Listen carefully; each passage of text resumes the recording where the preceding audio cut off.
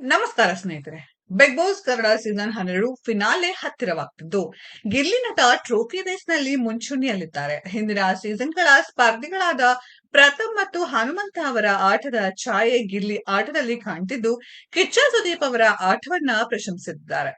Gilli big boss ಆಟವನ್ನ ಬೇರೆ ಎಲ್ಲಾ ಆಟಗಾರರಿಗಿಂತ ತುಂಬಾ ಚೆನ್ನಾಗಿ ಅರ್ಥ ಮಾಡ್ಕೊಂಡಿದ್ದಾರೆ ಎಂದು ಸುದೀಪ್ ಅಭಿಪ್ರಾಯಪಟ್ಟಿದ್ದಾರೆ. ಬಿಗ್ ಬಾಸ್ ಕನ್ನಡ ಸೀಸನ್ 12 ಮುಗಿಯಲು ಇನ್ನು ಕೇವಲ ಕೆಲ ವಾರಗಳಷ್ಟೇ ಬಾಕಿ ಇದ್ದು ಫಿನಾಲೆ ಹತ್ತಿರವಾಗಿದೆ. ಈ ಬಾರಿ ಬಿಗ್ ಬಾಸ್ ಟ್ರೋಫಿ ಯಾರದ್ದು ಎಂಬ ಕುತೂಹಲ ಎಲ್ಲರನ್ನೂ ಮೂಡಿದ್ದು, ಈ ರೇಸ್‌ನಲ್ಲಿ ಗಿಲ್ಲಿ ನಟ ಮುಂಚೂಣಿಯಲ್ಲಿದ್ದಾರೆ. ಈ ಸಲ ಕಪ್ ಗಿಲ್ಲಿದೆ ಎಂಬ ಅಭಿಪ್ರಾಯ ಬಹುತೇಕರು ಅಭಿಪ್ರಾಯಪಟ್ಟಿದ್ದಾರೆ.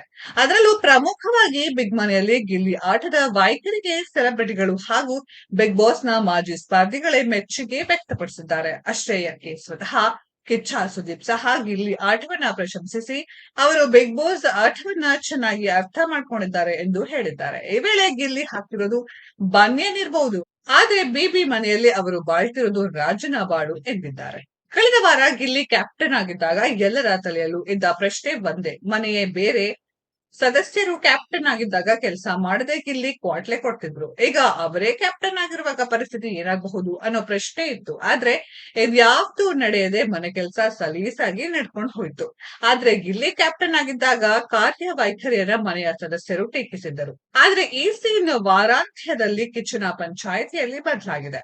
ಬಿಗ್ ಬಾಸ್ ಆಟ ಚೆನ್ನಾಗಿ ಅರ್ಥ ಮಾಡ್ಕೊಂಡಿರೋ ಗಿಲ್ಲಿ.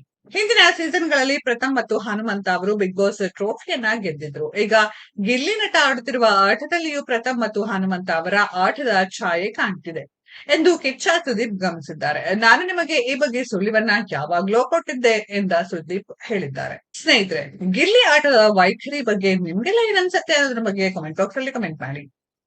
ಈ ವಿಡಿಯೋ ಇಷ್ಟ ಆಗಿದ್ರೆ ಲೈಕ್ ಮಾಡಿ, ಶೇರ್ ಮಾಡಿ, ಚಾನೆಲ್ ನ ಸಬ್ಸ್ಕ್ರೈಬ್ ಮಾಡಿ, ಪಕ್ಕದಲ್ಲಿ ಇರೋ ಬೆಲ್ ಐಕಾನ್ ನ ಹಿಟ್ ಮಾಡಿ. ಮುಂದಿನ ವಿಡಿಯೋದಲ್ಲಿ ಭೇಟಿಯಾಗೋಣ. ಧನ್ಯವಾದಗಳು.